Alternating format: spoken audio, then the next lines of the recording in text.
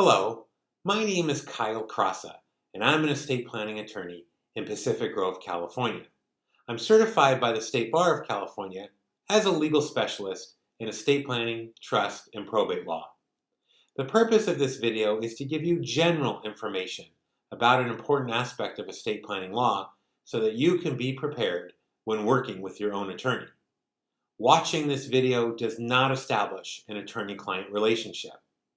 The law is far more complex and nuanced than can be explained in a few short minutes. As a result, before acting on any of the information contained in this video, you should consult a competent attorney who is licensed to practice law in your community. With that understanding, I hope you enjoy my video and you find it informative. Thank you.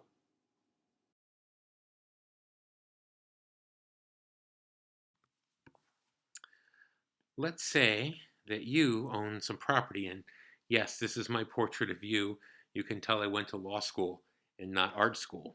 Let's say that you own some bank accounts and maybe you have some real property. And these assets are titled in your name. So the deed on the real property has your name on it, the signature card at the various financial institutions, the bank, the investment company have your name on it. And let's assume that you don't have any estate planning in place at all. Now, as long as you're living and as long as you have mental capacity to make financial decisions, this arrangement is fine. You can walk into the bank and pull out money. You can write checks. You can invest your money however you want. You can sell your house. You can lease it. You can refinance it. Everyone's going to recognize you as the owner of your assets, and they're going to recognize you as having the power and the authority to do whatever you want with your assets. That's perfect and that's great as long as you are living and as long as you have mental capacity. But let's just assume for a moment here that something happens. You have a stroke, and suddenly, although you're still living, you are not able to effectively manage your financial affairs. So you are out of commission here. The question is, what happens? You're still living, your bills need to be paid. How is someone going to be able to access your accounts and have authority over your assets? If a loved one or a trusted friend or family member goes to the bank and says, hey, I need to access my friend's account so I can pay his or her bills, you know the bank's not going to give them access. And what's going to happen if there's no estate plan at all in place, then any interested party who's trying to help is going to have to go to court. And if you're incapacitated, the court process is known as a conservatorship. And this is a court-supervised process where an interested party explains to the court that you are unable to act and that somebody needs to act on your behalf.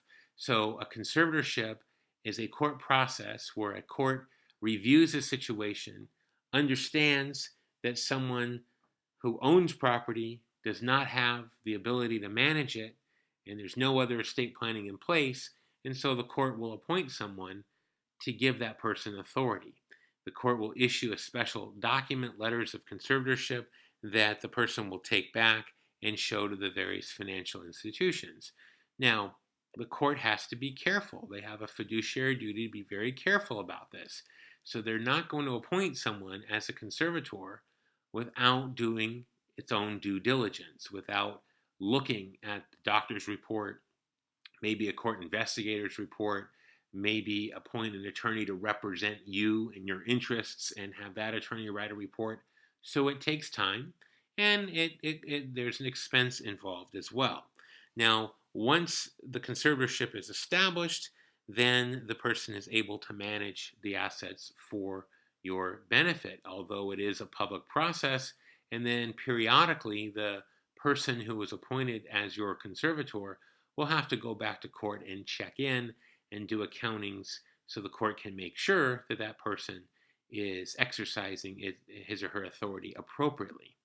Now let's assume that a little bit later on you pass away everything's going to get frozen again. Even the conservator is not going to be able to really fully access all of the assets anymore. Instead, there's going to have to be another trip back to court, and this time it's going to be a probate. And just like the conservatorship, the probate court has to be very careful.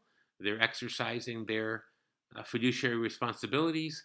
They must do it in a responsible manner, and they must do their due diligence, and that takes time and it becomes expensive. It's also a public process. Now, if you had a will, that's not going to help you because a will does not address incapacity, so you'd still have a conservatorship. And then, although a will addresses death, it actually does not give anyone direct authority. You don't name an executor in your will, you nominate an executor. The proposed nominated executor would still have to show the will to the probate court and wait for the probate court to actually issue letters testamentary or letters of administration. And so again, it's a slower process. Now, although both processes, they will work, they will get you to that point, they'll just take longer and typically be more expensive. And so it's better to try to avoid these procedures if we can. Now, although both procedures take a long time and there are many parts to it, they both boil down to the same issue. Both for a conservatorship and a probate, they're trying to address the same problem. And that problem is that title to an asset is held in the name of someone who is unable to act, whether it's incapacity or death. And both a conservatorship and a probate are about changing title to someone who is able to act. And so, with doing some proper estate planning, the idea is let's take care of that title problem now while you're still living and while you still have capacity. Now, some people try to shortcut this process here.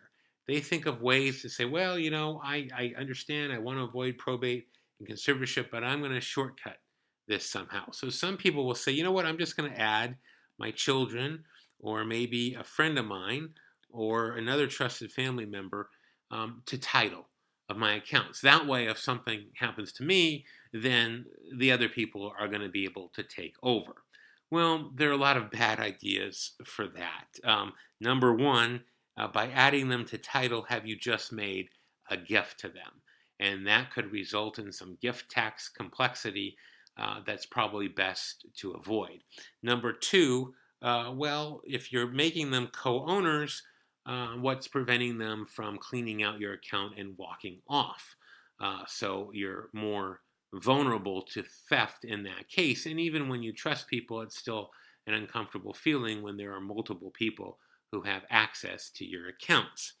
A third issue with this problem, or with this kind of setup, this kind of shortcut, is we're sort of contemplating that certain people are going to be around, and so what if the people that we name predecease you or they lose capacity as well?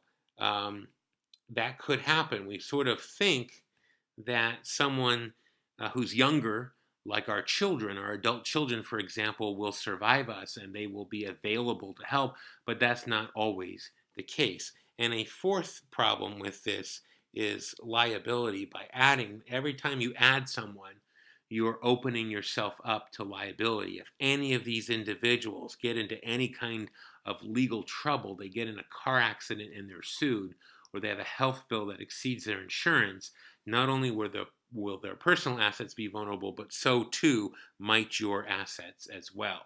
So although there are some shortcuts, the best way typically to solve this problem, to make sure that you're going to update title to ensure that someone will have immediate access in the event that it's necessary to your accounts, both upon incapacity and death, without having to go through a court procedure such as conservatorship and probate, is to put together a revocable living trust.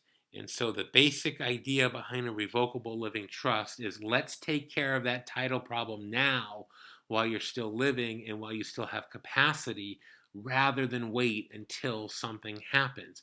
It's so much easier to address that title problem now while you're living than it is when you've lost capacity or when you've passed away. I encourage you to watch my other video entitled, What is a Revocable Living Trust, for more detail and more information about how a living trust works. I hope you enjoyed watching my video. As I mentioned at the beginning, this is not intended to be a substitute for proper legal counsel. Before acting on any of the information contained in this video, you should consult a competent attorney who is licensed to practice law in your community. Thank you.